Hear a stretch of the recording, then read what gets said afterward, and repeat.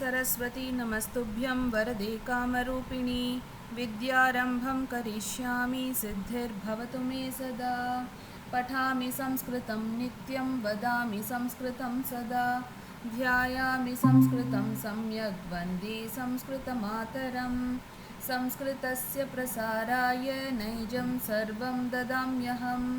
संस्कृतस्य सदा भक्तो वन्दे संस्कृतमातरम्।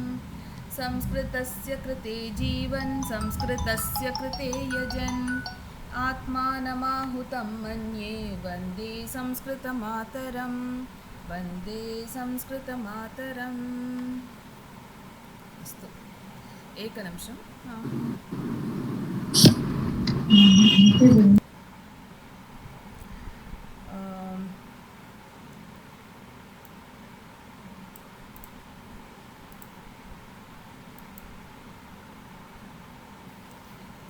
पूर्वस्मिन् वर्गे वयं किं कृतवन्तः? चतुप्रत्ययः स्त्रीलिङ्गरूपाणि किल प्रथमाविभक्तिमध्ये कथं भवति इति वयं दृष्टवन्तः। अद्य स्त्रीलिङ्गे अन्यविभक्तय मध्ये कथं तस्य रूपाणि भवन्ति इति वयं पश्यामः। शत्रुप्रत्ययः अन्यविभक्तय मध्ये कथं भवति? पठन्ति, पठन्त्यौ, पठन्त्यः इति प्रथमाविभक्ति। द्वितीया मध्ये पठन्तीं, पठन्त्यौ, पठन्तीः। नदीशब्दवत्। अस्तु, नदीशब्दवत् अस्याः रूपाणि अपि भवति। पठन्त्या, पठन्तीभ्यां, पठन्तीभिः। पठन्त्यै, पठन्तीभ्यां, पठन्तीभ्यः। पठन्त्याः, पठन्तीभ्यां, पठन्तीभ्यः। पठन्त्याः, पठन्त्योः, पठन्तीनां। सप्तमी पठन्त्यां, पठन्त्योः, पठन्तीषु। संबोधना हे पठन्ति, हे पठन्त्यौ, हे पठन्त्यः इति रूपाणि भवन्ति।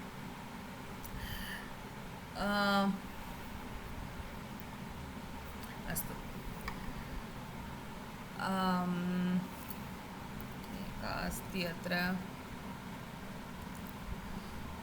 एतत् सरलमेव, नदीशब्दः यावत् भवति तादृशमेव।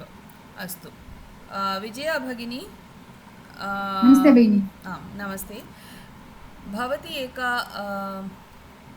प्रातिपदिकं स्वीकृत्य स्त्रीलिङ्गरूपाणि वदतु। लिखन्ति, लिखन्ति। लिखन्ति, लिखन्त्यौ, लिखन्त्यः।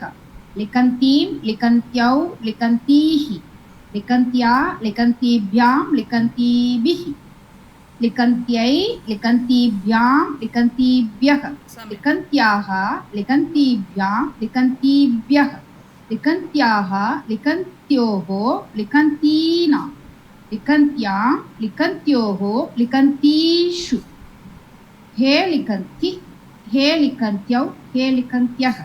बहु सम्यक्। अत्र कीदृशं वदनीयम्? ईकारान्त स्त्रीलिङ्ग लिखन्ति शब्दः, तादृशं वदति। अस्तु अस्तु, कोदे भगिनी भवती अपि वदतु। नमस्ते भगिनी। नमस्ते। ईकारान्त स्त्रीलिङ्गः गच्छति शब्दः। सम्यक्। गच्छन्ति, गच्छन्त्यौ, शब्दः नास्ति भगिनी। गच्छन्ति, गच्छन्ति शब्दः। क्षम्यतां। गच्छन्ति ईकारान्तः स्त्रीलिङ्गः गच्छन्ति शब्दः। गम् शब्दः, गम् शब्दः न? गम् इति प्रातिपदिकं। धातु भवति गच्छति इति। सारी धातु। अत्र गच्छन्ति इति प्रातिपदिकं भवति। गच्छन्ति, गच्छन्त्यौ, गच्छन्त्यः। गच्छन्तीं, गच्छन्त्यौ, गच्छन्तीः। गच्छन्त्या, गच्छन्तीभ्यां, गच्छन्तीभिः। गच्छन्त्यै, गच्छन्तीभ्यां, गच्छन्तीभ्यः।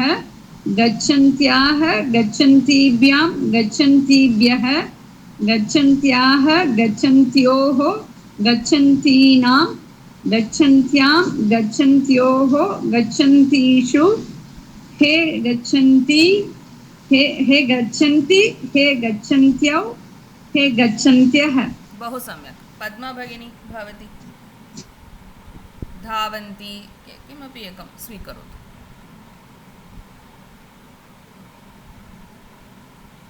पद्मा भगिनी अनम्यूट करोतु भगिनी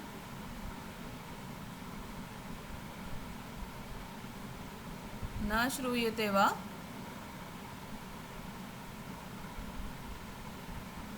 अस्तु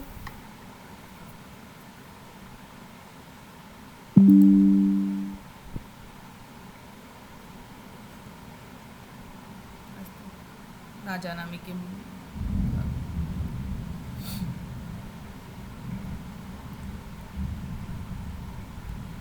अस्तु वयं केचन उदाहरणानि पश्यामः पचन्ती अम्बा कथां कथयति अत्र पचन्ती इति अस्ति विभक्ति किं प्रथमा विभक्ति प्रथमा विभक्ति एकवचनरूपम् आम् पचन्ती अम्बा कथां कथयति द्वितीया विभक्तिः बालकः पचन्तीम् अम्बाम् आह्वयति अत्र पचन्ती इति नदी शब्दवत् एव भवति किन्तु अत्र अम्बा रमा शब्दवत् एव भवति रमा वा सीता वा या भवतु अस्तु बालकः पचन्तीं नदीम् अम्बां रमां तादृशं पचन्तीम् अम्बाम् आह्वयति रमा पचन्त्या अम्बया सह कार्यं करोति रमा पचन्त्यै अम्बायै लवणं ददाति पचन्त्याः अम्बायाः रमा स्थालिकां स्वीकरोति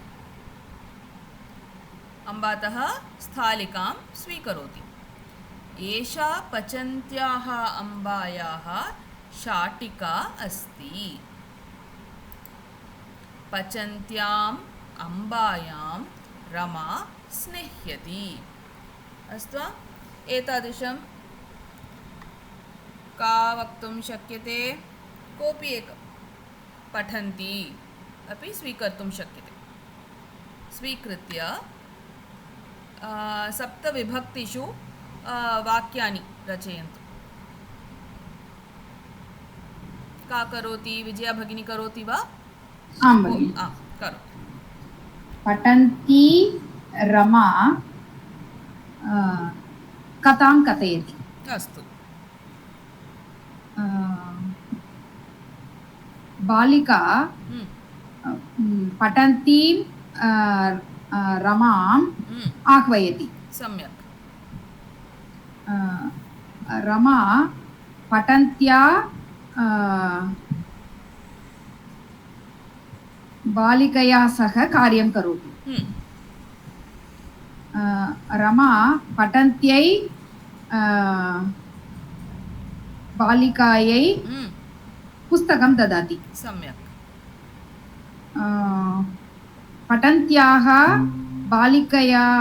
बालिकयाः रमा पुष्पं स्वीकरोति बालिकायाः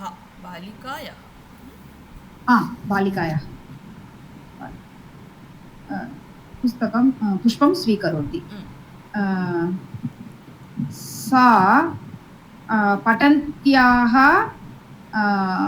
बालिकायाः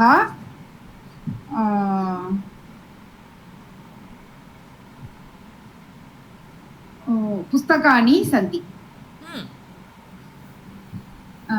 पठन्त्यां बालिकायां रमा स्निह्यति अस्तु सम्यक् एतादृशं करणीयम् अस्तु सम्यक्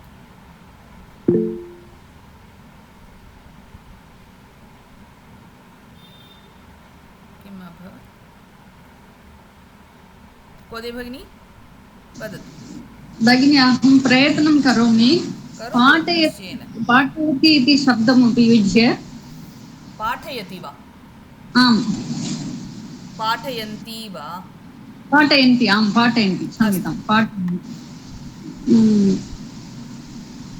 पाठयन्ति अध्यापिका पाठं बोधयति बालकः पाठयतीम् अध्यापिकाम् आह्वयति बालकः पाठयत्या अध्यापिकया सह विद्यालयं गच्छति बालकः पाठयित्यै अध्यापिकायै पुस्तकं ददाति पाठयन्त्यै पाठयन्त्यै आम् पाठयन्त्यै अध्यापिकायै पुस्तकं ददाति सम्यक् पाठयन्त्याः अध्यापिकायाः बालकः प्रशस्तिपत्रं स्वीकरोति एषा पाठयन्त्याः अध्यापिकायाः गृहं तत्र अस्ति सम्यक् पाठयन्त्याम् अध्यापिकायां बालकः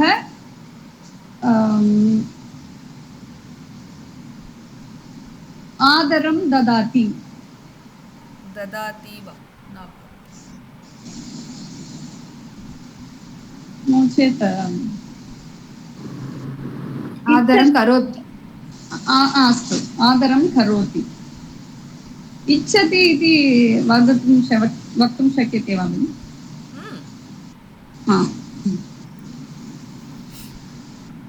अस्तु सम्यक् धन्यवादः अनन्तरं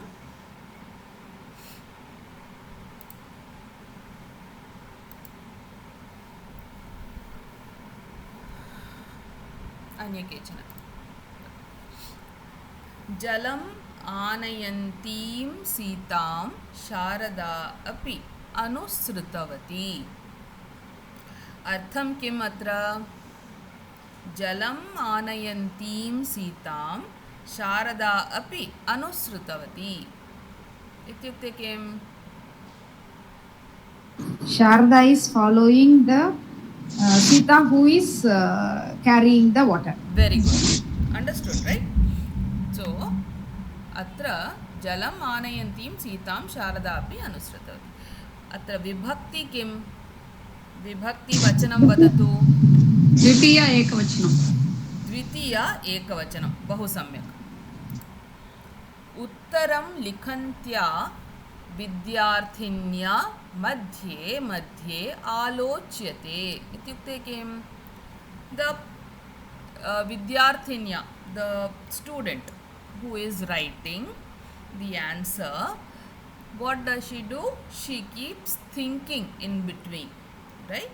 So that is what it is. So uttaram likhantya vidyarthinya madhye madhye alocyate atra vibhakti kim vachanam kim तृतीया एकवचनं तृतीया एकवचनं सम्यक् बहुवचनरूपे कथं भवति एतत् वाक्यं बहुवचने वयं परिवर्तयामश्चेत् कथं भवति उत्तरं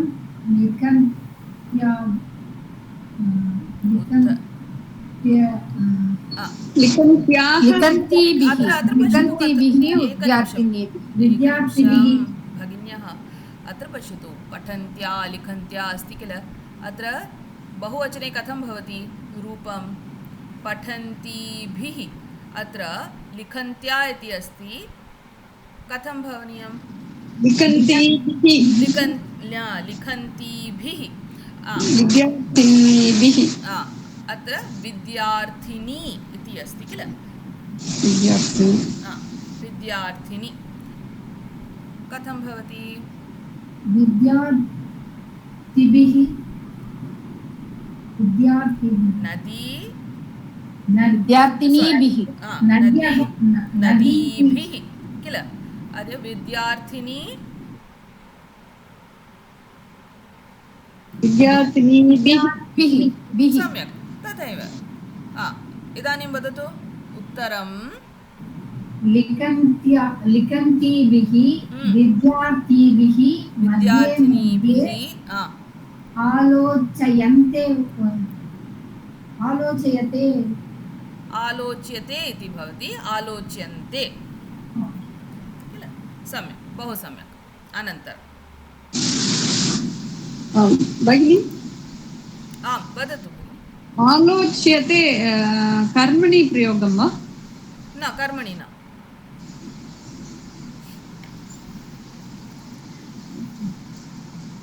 न भगिनि सारी कर्मणि एव आलोच्यते आलोचयति आलोच्यति कर्मणि कर्मणि रूपमेव आलोच्यते इति अस्तु किन्ति सम्यक् एव अनन्तरं पश्यतु नृत्यन्त्यै इदं पारितोषिकं दीयताम् अत्र it is not used as a adjective right we didn't write nartaki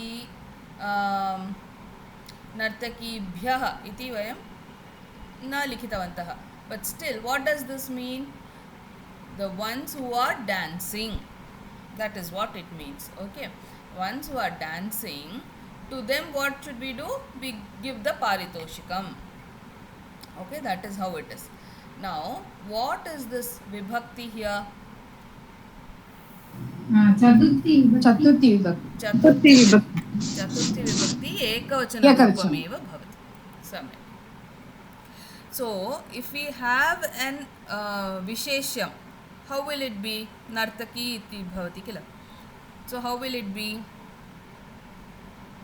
if I add the visheshyam नर्तक्यै नृत्यन्त्यै सम्यक् नर्तक्यै नृत्यन्त्यै नर्त्यक्यै इदं पारितोषिकं दीयताम् इति भवति सम्यक् दीयतां लोट् लकारं वा भगिनि लोट् लकारम्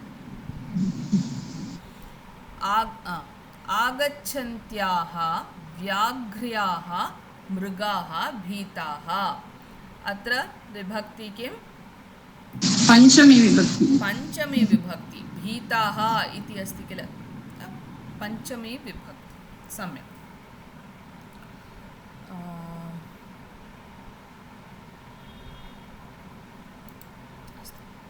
अनन्तरं पतन्तीनां शिलानां वेगः महान् अत्र किं विभक्ति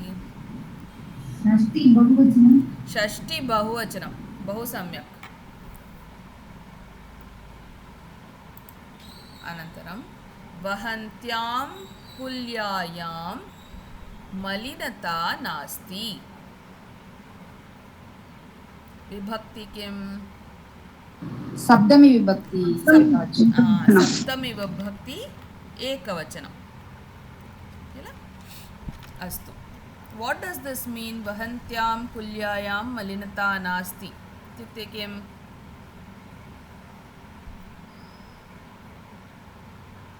कुल्या इत्युक्ते किं the old no not stagnating it's moving so vahantyam means that which is flowing that flowing water right in small streams you say no so malinata nasti it is not it will not be dirty correct it's clean okay so next सम्यक् पठन्तीषु एतासु का प्रथमं स्थानं प्राप्नुयात् question mark सप्तमी बहुवचनं पठन्तीषु बहुवचनं भवति सम्यक् एतावता अवगच्छन्ति meaning for that Bagini पठन्तीषु एत सम्यक् इत्युक्ते the girls or etasu iti bhavati atah girls eva va whoever the ladies I mean the female whoever is studying out of these ladies or girls or whatever etasu iti bhavati tatra balika bhavitum arhati no chet mahilaya bhavitum arhati tatra ke samyak के प्रथमस्थानं प्राप्नुयात् इति एकः प्रश्नः भवति out of these students who are studying who is the one who got first, who is the one who is placed first, that is one. प्राप्नुयात् किं लकार भगिनि विधिलिङ्ग् विधिलिङ्ग् अस्तु अस्तु वा अनन्तरं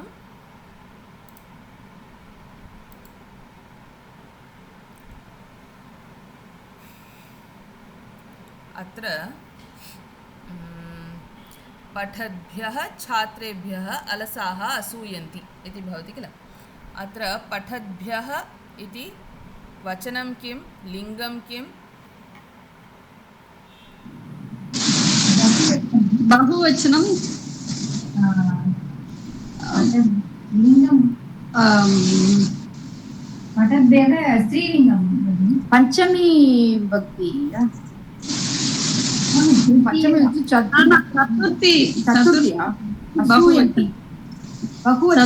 बहुवचनं वा भगिनि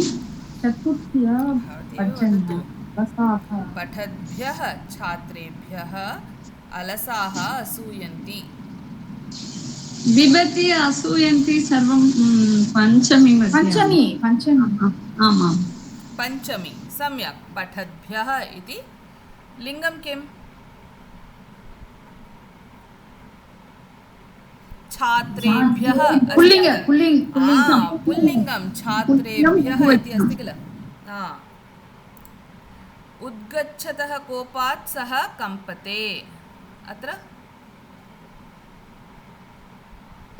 कोपात् पञ्चमी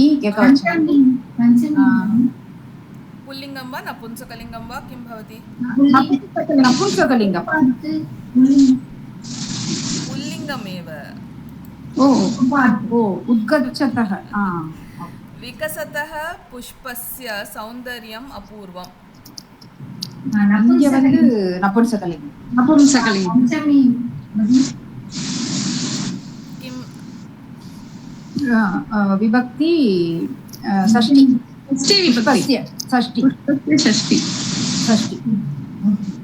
षष्ठी विभक्ति सम्यक् अनन्तरं धनम् अपहरति चोरे आरक्षकस्य दृष्टिः पतिता सप्तमी एकवचनम् अपहरति चोरे चोरे सम्यक् सप्तमी एकवचनं बहु सम्यक् लिङ्गं पुल्लिङ्गं तपः आचरत्सु भक्तेषु भगवता कृपा प्रदर्शिता कृपा सप्तमी बहुवचनं पुल्लिङ्गमेव भक्तः भक्तेषु सम्यक् युद्धं कुर्वतः रामस्य पराक्रमं देवाः श्लाघितवान् षष्ठी चित्रं पश्यद्भिः जनैः चित्रस्य दोषाः चर्चिताः तृतीया विभक्ति पुल्लिङ्गं बहुवचनं पुल्लिङ्गं सम्यक् वचनं एते वयं कृतवन्तः एव अस्तु अनन्तरं भगिनि द्वितीय पङ्क्तिमध्ये अर्थं किं भवति किं भगिनि उद्गच्छतः कोपात् सः कम्पते கோவம் அவ்வளோ வந்துருத்தோம் பயங்கர கோவத்தில் வந்து அவன் அப்படியே ஆடுறான் அப்படியே he shivering he shaking the anger is so much yes himself shaking he is shaking shaking with anger you know that his that ஒரு மாதிரி ஒரு ஆடும் இல்ல இந்த கோவத்துல சஹ கம்பதி इति अनन्तरं धन्यवादः अस्तु इदानीं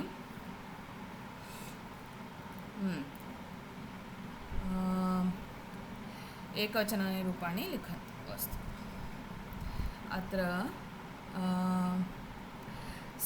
पिबन्ती सीता इति भवति चतुर्थी विभक्ति मध्ये कथं लेखनीयं पिबन्त्यै सीतायै इति भवति तादृशम् अत्रापि स्खलन्ती वृद्धा इति भवति सप्तमी विभक्ति मध्ये कथं तस्य रूपं भवति इति वदतु स्खलन्त्यां वृद्धा वृद्धायां सम्यक् स्खलन्त्यां वृद्धायां बहु सम्यक् परिशीलयन्ती अध्यापिका पंचमी विभक्ति परिशीलयन्तः अध्यापिका परिशीलन्त्याः परिशीलयन्त्याः अत्र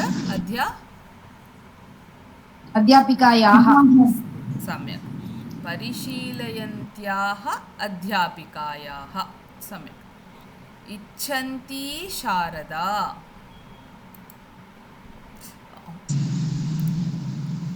इच्छन्ती शारदा इच्छन्त्याः शारदायाः सम्यक् सम्यक् अनन्तरं हसन्ती मातामही सप्तमी हसन्त्यां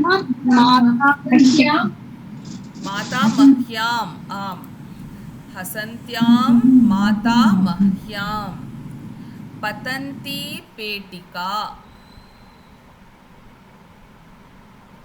तृतीया पतन्त्या पेटिकया पतन्त्या पेटिकया सम्यक् सम्यक् अनन्तरम् अस्तु अत्र स्थापयन्ती वैद्या चतुर्थी स्थापयन्त्यै वैद्यायै वैद्यायै अस्तु स्पृशन्ती पुत्री स्पृशन्त्यः तृतीया स्पृशन्त्या पुत्र्या स्पृशन्त्या पुत्र्या सम्यक् अवतरन्ती धेनुः अवतरन्त्या अवतरन्त्याः इति भवति वा अवतरन्त्या अवतरन्त्या धेन्वा धेन्वा धेन्वा धेनु शब्दं धेन्वा नृत्यन्ती पौत्री नृत्यन्त्यै पौत्र्यै सम्यक् बहु सम्यक् नृत्यन्त्यै पौत्र्यै गणयन्ती अधिकारिणी गणयन्त्याः अधिकारिण्याः इति भवति अस्तु सम्यक् अनन्तरम् एकमपि अभ्यासम् अस्तु श्लोकं पठन्तीः बालिकाः अहम् आह्वयामि पठन्त्यः इति दत्तमस्ति अत्र रूपं किं भवति इति वयं तत्र लेखनीयम् अस्तु अत्र डैश् हरिणीं रामः अनुसृतवान् धावन्ती इति भवति हरिणीम् इति अस्ति अत्र कथं धावन्तीं हरिणीं रामः अनुसृतवान् धावन्तीं वचनं किम् द्वितीया विभक्ति हरिणी एकवचनं सम्यक् सो धावन्तीं हरिणीं रामः अनुसृतवान् तृणानि डैश् धेनुः गोपालः रक्षति चरन्त्यः इति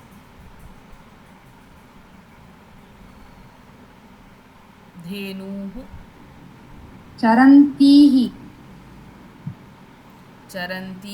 धेनुः किं धेनुः द्वितीया विभक्ति बहुवचनं द्वितीया विभक्ति बहुवचनं सम्यक् चरन्तीः धेनुः गोपालः रक्षति सम्यक् अनन्तरं डैश् परीक्षायाः तस्याः भीतिः आगच्छन्ती इति अस्ति आगच्छन्तीः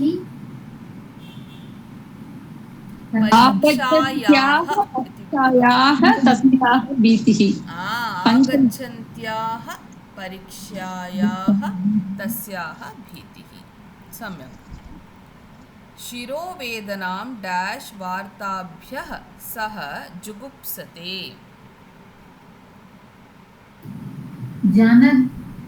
जनयन्त्याभ्यः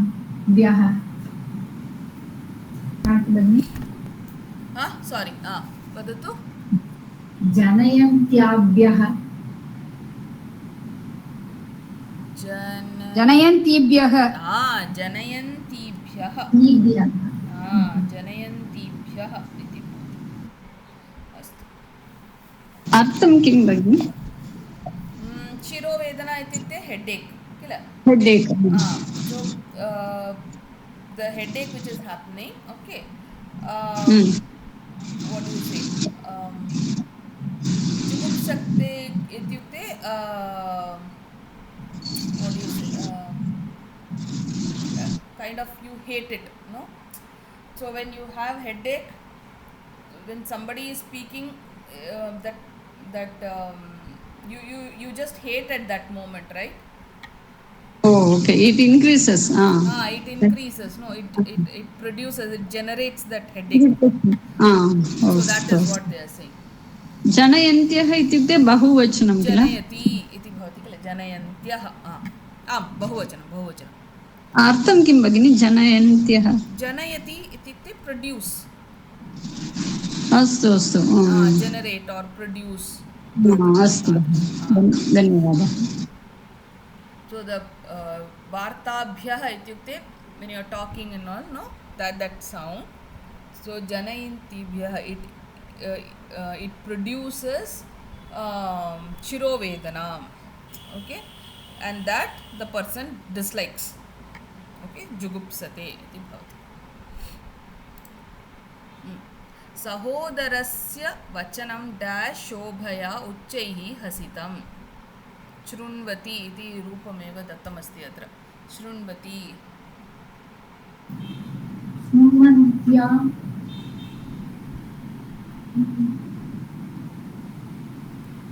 सहोदरस्य वचनं कथं भवति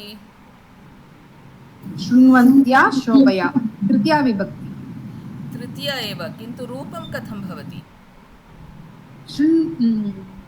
शृण्वत्या शृण्वत्या नकारः न आगच्छति अत्र न आगच्छति शृण्वत्या शोभया उच्चैः हसितं दीर्घवाक्यं डैश् ताभिः दोषः कृतः लिखन्त्यः ताभिः तृतीया बहुवचनं लिखन्तीभिः ताभिः वाक्यं लिखन्तीभिः ताभिः दोषः कृतः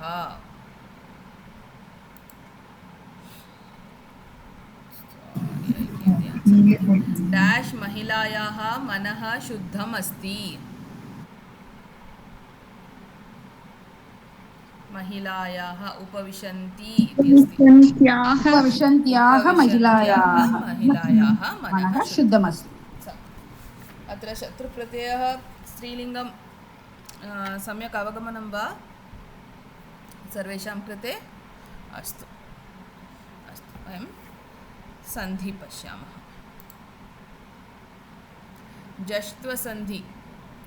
जष्ट्वसन्धि इत्युक्ते किं का वक्तुं शक्यते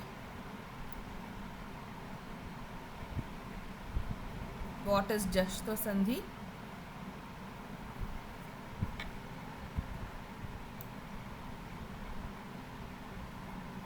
somebody say what is jashtva-sandhi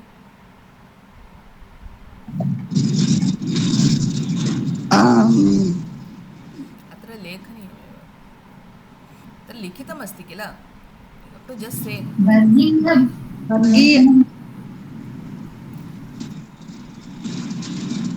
पूर्वपदस्य अन्तिमाक्षरं वर्गीयव्यञ्जनं पञ्चम वर्णः विहाय वर्गीयव्यञ्जनं भवति। अनन्तरं मृदुव्यञ्जनं नो चेत् स्वरः भवति चेत् वर्गस्य तृतीयवर्णः तृतीयवर्णः आदेशः भवति। सम्यक्। श्चुत्वसन्धि किम्?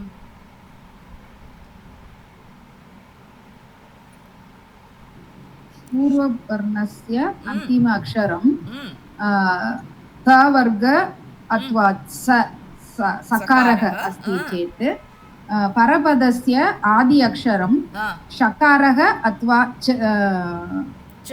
वर्गः अस्ति चेत् षकारः अथवा च वर्ग आदेशः भवति। सकारस्य स्थाने सकारस्य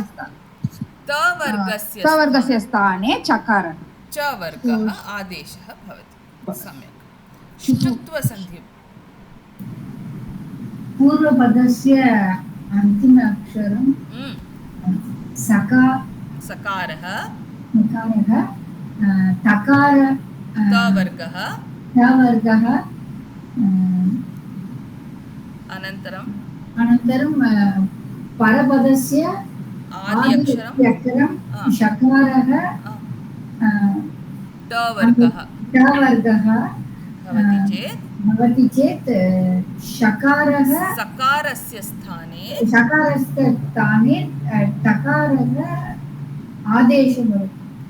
सकारस्य स्थाने षकारः, तवर्गस्य स्थाने टवर्गस्य आदेशो भवति। सम्यक्। अनन्तरं वयं पठितवन्तः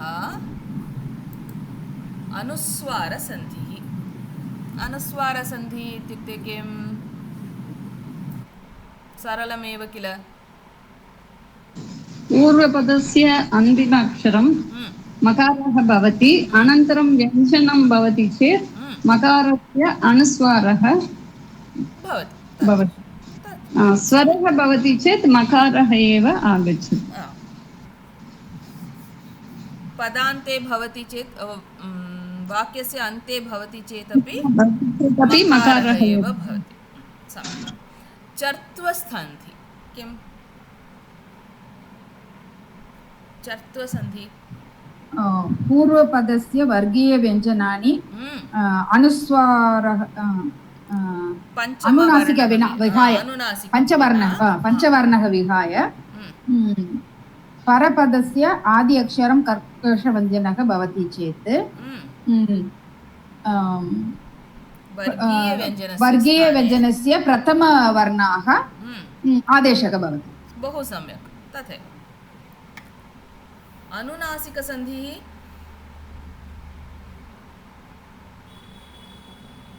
पूर्वपदस्य वर्गीयव्यञ्जनं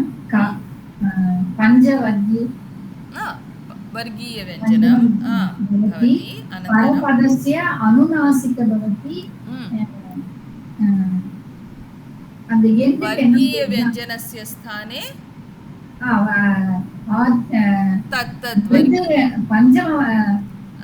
तत्तद्वर्गीय पञ्चमवर्णः आदेशः भवति। बहु सम्यक्, बहु सम्यक्। तथैव दीस् आर् सिम्पल्। आगे परसवर्ण। परसवर्णसन्धिः किम्? अत्र केचन नियमाः अपि सन्ति किल। वदतु। अनुस्वारः पूर्ववर्ण अनुस्वारः भवति। परपदस्य पञ्च आदिमवर्णः कथं भवति? वर्गीयव्यञ्जनानि भवति चेत् तस्य पञ्चमवर्णानि आदेशः भवति। यकारः भवति चेत् अनुनासिक यकारः, अनुनासिक लकारः आदेशो भवति। सम्यक्। अनन्तरं तवर्ग त थ द ध किल भवति चेत् परपदस्य आदि अक्षरं लकारः भवति அந்த எண்டுக்கு எப்படி சொல்றதுன்னு எனக்கு தெரியல ஆன்சர் இப்போ அந்த முடிவுல இப்படி வரும்னு சொல்லுவோம்ல அது अन्तिम अक्षरम् अन्तिम अक्षरम् அது இல்ல ஆன்சர் இப்ப लकारः भवति आदेशः भवति द ध तस्य स्थाने किं भवति तस्य स्थाने लकारः आदेशो भवति இந்த இதோட இந்த तवर्गस्थाने அப்படின்னு சொன்னோமா तवर्गस्य स्थाने लकारः लकारः आदेशः भवति न भवति चेत् अनुनासिक लकारः भवति this you have to remember, it's important. अस्तु अस्तु very nice. இது மட்டும் இல்லாமல் you also should remember two examples for each and every sandhi. Okay, just have 2 examples. Just remember 2 examples, any 2 examples which you think it's easy. Okay, that is also important. If they ask you to write about the sandhi, you should be able to write with 2 examples, and it will help you to remember. If you remember the 2 examples, using that you can find out what sandhi it is. Okay. अत्र परसवर्णसन्धि मध्ये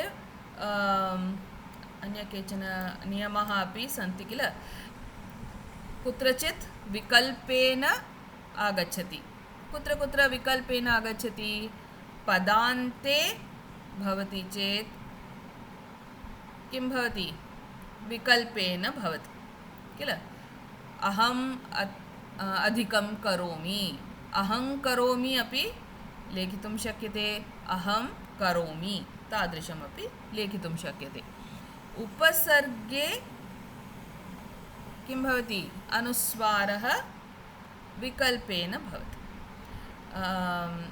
सं अधिकं चारः सञ्चारः वा संचारः तादृशं लेखितुं शक्यते अनुस्वारसहितमपि लेखितुं शक्यते परसवर्णः अपि कर्तुं शक्यते तत्र विकल्पेन एव भवति नित्यं कथा भवति कदा भवति नित्यः पदमध्ये भवति चेत् निश्चयेन परसवर्णः करणीयम् एव अस्तु वा यथा कंपते कम् अनुस्वारसहित क अनुस्वारः कम् अधिकंपते इति भवति चेत् कंपते इति भवति अस्तु अत्र एतावता वयं ये सन्धयः दृष्टवन्तः इदानीन्तः ते सन्धिषु किं भवति आदेशाः भवन्ति किल आदेशाः एव सर्वत्र वयं दृष्टवन्तः आदेशः भवति इति आदेशः इत्युक्ते किम् एकवर्णस्य स्थाने अन्यवर्णः आगच्छति चेंज एकवर्णस्य स्थाने that it removes that varnah and another varnah comes in that place. Okay, so एकवर्णस्य स्थाने अन्यः एकवर्णः आगच्छति चेत् तत् आदेशः भवति अद्य वयं एकः सन्धि यत्र आगमः भवति तत् पश्यामः अस्तु तं पश्यामः आगमः इत्युक्ते किम् आगमः इत्युक्ते नूतनस्य एकवर्णस्य योजनं भवति नूतनस्य वर्णस्य योजनं तद्भवति आगमः इति अस्तु वा तादृशं सन्धि एकः गमुडागमसन्धि गमुडागमसन्धि मध्ये किं भवति पूर्वपदस्य अन्तिम अक्षरं न एते भवन्ति चेत् तस्मात् किन्तु न तस्य तस्मात् पूर्वं ह्रस्वस्वरः भवनीयं भवति चेत् परपदस्य आदि अक्षरं किं भवति स्वरः भवति चेत् न वर्णान् आगमः भवति इत्युक्ते पूर्वपदे किं भवति पूर्वपदे ह्रस्वस्वरः ह्रस्वस्वरात् अनन्तरं ङ न वा न किमपि एकं भवति। परपदे किं भवति? परपदस्य आदिम अक्षरं स्वरः भवनीयम्, अस्तु वा? तत्र एक आगमः भवति। स्वरस्य पूर्वे एकम् आगमं भवति ङ न न इति। एक्साम्पल्, सर्वस्मिन् अधिकम् अपि इति भवति। अत्र पश्यतु, सर्वस्मिन् नकारः अस्ति, नकारः अस्ति किल? नकारस्य पूर्वं किं भवति? इकारः। इ इति ह्रस्वस्वरः अस्ति। नकारस्य पूर्वं ह्रस्वस्वरः अस्ति, अनन्तरं नकारः। तस्य अनन्तरं किं भवति? अकारः, स्वरः। अत्र दीर्घं भवतु वा ह्रस्वं भवतु वा चिन्ता मास्तु, किमपि एकं स्वरः भवनीयं तत्र। अत्र सर्वस्मिन्, अत्र नकारस्य आगमः भवति सर्वस्मिन्नपि इति। सर्वस्मिन् अपि, सर्वस्मिन् नकारः न, सर्वस्मिन्नपि इति। केचन उदाहरणानि पश्यामः। अत्र सुगण् अधिकम् ईशः इति भवति। सुगण् अधिकम् ईशः। वयं तस्य विग्रहं कृत्वा कथं भवति इति पश्यामः। पूर्वपदस्य कथं भवति विग्रहं? सु अधिकम् इग् अधिकम् अकारः अधिकं नकारः इति पूर्वपदस्य। परपदस्य ई अधिकं षकारः भवति। अत्र पश्यतु, नकारः अन्तिमे अस्ति, तस्य पूर्वं किं भवति? अकारः किल? नकारस्य अनन्तरं किं भवति? स्वरः। तादृशं भवति चेत् किं भवति? सु इग् इण्, अत्र मध्ये एक नकारः आगमः भवति। नकारस्य आगमः भवति, अनन्तरम् ई अधिकं षकारः। अतः सुगण्णीशः इति। सुगण्णीशः, अस्तु वा? एकमपि सर्वस्मिन्नपि एव वयं पश्यामः। अत्र पूर्वपदे किं भवति? नकारस्य पूर्वमेव सर्वस्म इत्येव, अनन्तरम् इकारः, अनन्तरं नकारः। अन्ते नकारः अस्ति, नकारस्य पूर्वं किं भवति? इकारः। नकारात् पूर्वम् इकारः, तस्य अनन्तरम् अकारः, अपि अस्ति, अकारः। अत्र इकारः नकारः, अत्र नकारस्य आगमः, नूतन एक नकारः तत्र आगच्छति, अस्तु वा? सर्वस्मिन् अपि, नकारः अकारः न भवति, सो सर्वस्मिन् अपि। अवगमनम्? सर्वे? अस्तु। आं भगिनि। अत्र केचन उदाहरणानि पश्यामः। कुर्वन् एव, कुर्वन् एव। अत्र नकारः अस्ति, कुर्वन् अन्तिमाक्षरं नकारः, तस्य पूर्वं किं भवति? अकारः अस्ति। नकारस्य अनन्तरम् ए इति स्वरः भवति, अतः कुर्वन्नेव इति। प्रत्यङ् आत्मा, अस्तु वा? प्रत्यङ् आत्मा, ङ अस्ति। ङ तस्मात् पूर्वं किं भवति? अकारः, अकारः। तस्य अनन्तरम् आ इति स्वरः भवति, अतः अत्र मध्ये किं भवति? ङ तस्य आगमः भवति। प्रत्यङ् आत्मा इति भवति, अस्तु वा?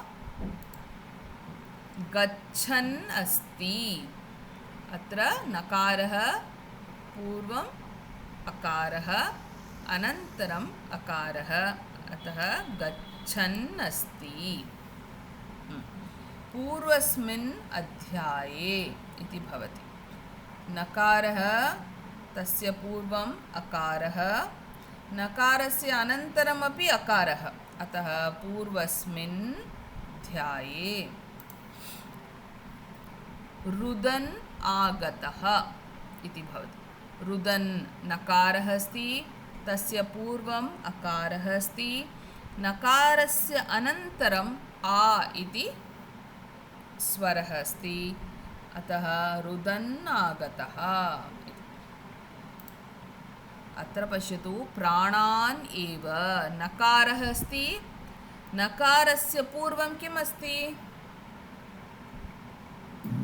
आकारः अस्ति आकारः आकारः अस्ति आकारः अस्ति आकारः भवति चेत् भवति वा गमुडागमसन्धि न न अकारः एव भवनीयम् अस्तु वा अतः अत्र किमपि सन्धि न भवति अस्तु वा जस्ट् जायिनिङ्ग् प्राणान् एव इति सन्धि न भवति अत्र सम्यक् अवगमनं भवति किल अस्तु अभ्यासः शर्मन्वितः पदच्छेदं करोतु शर्मन् प्लस् इतः शर्मन् प्लस् इतः बहु सम्यक् शर्मन् अधिकम् इतः बहु सम्यक् एतस्मिन् अङ्गणे किं भवति एतस्मिन् अङ्गणे एतस्मिन् अङ्गणे but here whenever you are doing the gamudagama sandhi you think it is going to be gamudagama sandhi be very clear that before na it is akarah okay that you have to be sure if it is not there then it means gamudagama sandhi is not possible okay and after that you should have a swaraha so you have to be careful okay some more we will do you will have good idea पश्यन्नेव विच्छेदं करोतु अधिकम् एव किं भगिनि पश्यन् अधिकम् एव आम् सम्यक् पश्यन् अधिकम् एव बहु सम्यक् अपरस्मिन् अहनि अपरिस्मिन् अहनि नहनि आं भगिनि एकवारं पुनः वदतु न श्रूयते अपरस्मिन् नहनि बहु सम्यक् अनन्तरं आसन्नासनानि आसन् आसनानि वेरी गुड आसन् आसनानि बहु सम्यक् अनन्तरं विद्यार्थिन् अधिकम् आगच्छ विद्यार्थिन् नागच्छ विद्यार्थिन् आगच्छ हसन्नाः हसन् आह आह सम्यक् हसन् आह अस्मिन् अधिकम् औषधे अस्मिन् औषधे औषधे अस्मिन् औषधे बहु सम्यक् okay now I am going to confuse you okay next अभ्यासम् Bhagini, already we are confused Bhagini. Now will do this सनन्तः सनन् प्लस् अन्तः सन् प्लस् अन्तः बहु सम्यक् सन् प्लस् अन्तः अत्र सन्धि किम् नमडागमसन्धि गमुडागमसन्धि सम्यक् आनन्दः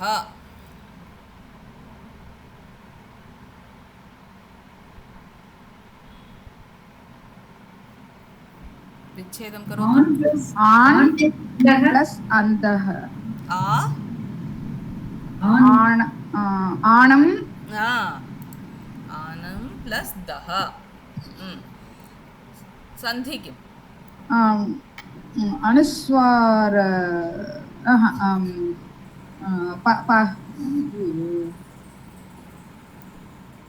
स्वरसन्धि अनुस्वारसन्धि वर्गीय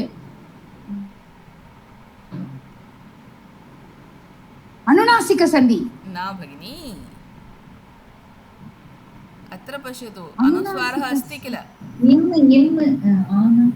अनुस्वारः अस्ति तस्य अनन्तरं दकारस्य स्थाने मकारः नकारः भवति अनुनासिक मृदु एक हिंट सी हियर यू हैव अनुस्वारः अनुस्वारात् अनन्तरं किं भवति दकारः दकारः तत्र किं भवति अनुस्वारात् अनन्तरं दकारः अस्ति थिङ्क् मकारः नकारः भवति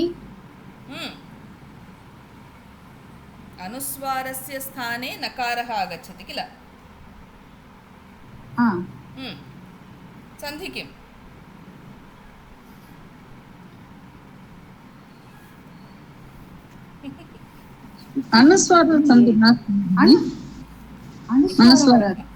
அனுஸ்வாரம்னா மா இல்ல வரணும் இது அதனால தான் அனுநாசிகா சொன்னேன் அனுநாசிக சந்தி தான் வரணும் परसवर्ण संधि परसवर्ण संधि परसवर्ण मध्ये किं भवति अपदान्ते अस्ति अपि आनन्दः दकारः अस्ति अतः नकारः तवर्गस्य अन्तिमाक्षरं सो आनन्दः इति परसवर्णसन्धि अस्तु परसवर्णसन्धि I told you I'm going to confuse you. Yes. Hasan वदत् Hasan वदत् Hasan अवदत् अवदत् हसन अवदत् सम्यक्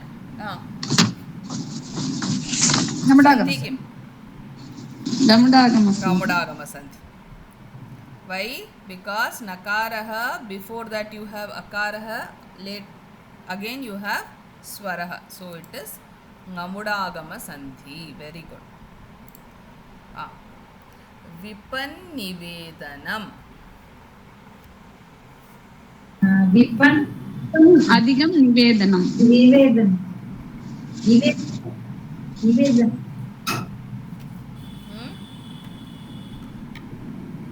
विपत् विपत् अधिकं निवेदनं सम्यक्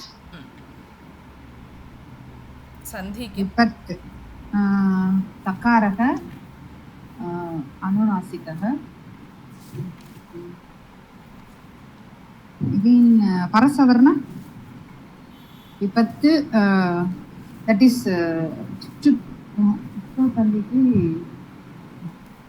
no अनुनासिक संधि सम्यक् तवर्गस्य दकारः अस्ति अत्र अनन्तरम् अनुनासिकम् अतः तवर्गस्य पञ्चमवर्णः नकारः सो इट् बिकम्स् विपन् निवेदनम् अनुनासिकसन्धि नेक्स्ट् षट् खाद्यानि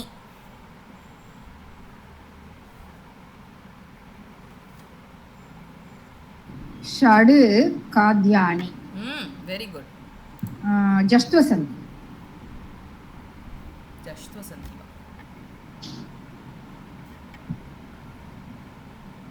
षड् खाद्यानि अस्ति it becomes षट् खाद्यानि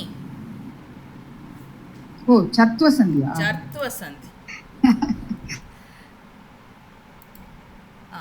सम्पादयति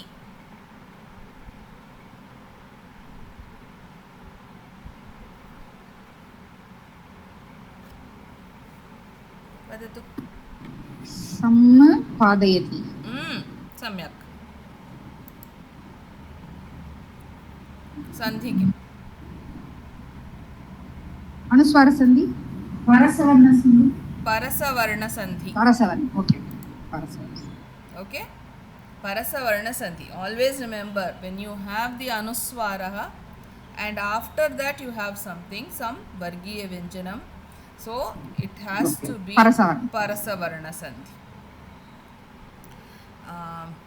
I did not give anything with ta vargah I think okay let us see mannama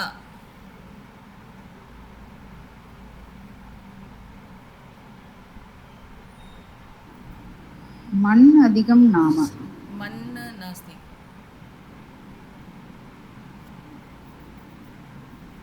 मत् मम मत् नाम मत् मत् अधिकं नाम अधिकं नाम। सम्यक् सन्धि मत् अगेन अनुनासिकता अनुनासिकता चत् अनुनासिक अनुनासिकसन्धिः त वर्गः अनन्तरं वर्गः अनन्तरं नकारः so अनुनासिक it becomes नकारः त वर्णस्य स्थाने नकारः अतः नकारः। मन् नाम